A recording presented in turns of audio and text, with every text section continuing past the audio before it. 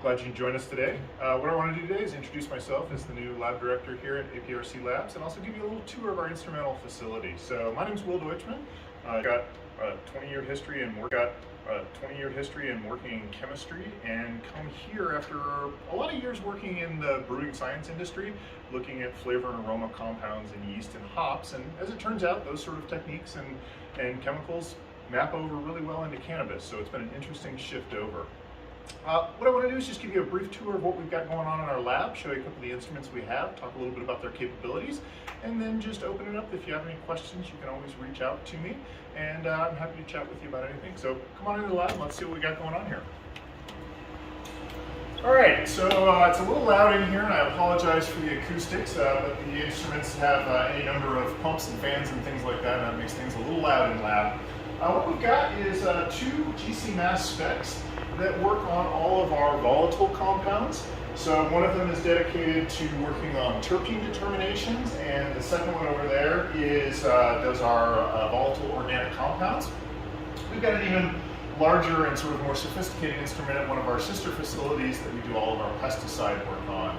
So these are really nice instruments that allow us to work on anything that is sort of aroma active, volatile, will evaporate. We can do determinations both of what's in a sample and get pretty good estimates of how much is in there as well.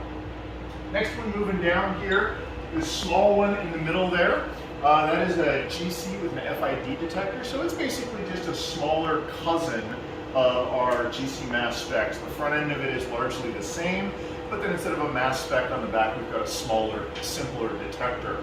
So a slightly more limited range of capabilities, but what it does very, very well, quickly and very, very accurately. So we're looking at using that to expand our capabilities a little bit beyond what our two main instruments will do for us. Finally, last but not least, down here at the end, these are our workhorses. These are our Hplc instruments that we do all of our cannabinoid analyses on. So this is the bulk of our work, and these are running almost constantly. It's really nice having two of them there as well, because if we have any maintenance emergencies come up, we can simply swap from one to the other and not worry about interrupting our workflow, so that keeps our turnaround times down. We don't have any work stoppages that might slow us in getting results out to clients such as yourself. And it also gives us the ability to be running one of them with our sort of traditional or normal analysis, and then we can use the other one for doing method development or custom runs. So for instance, if you need an expedited result, we can sort of hop the queue and get it on the second HPLC immediately, get those results processed and out to you as quickly as we possibly can.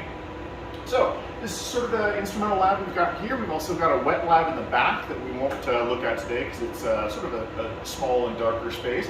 But that's where we do all of our micro and some of our sample prep as well.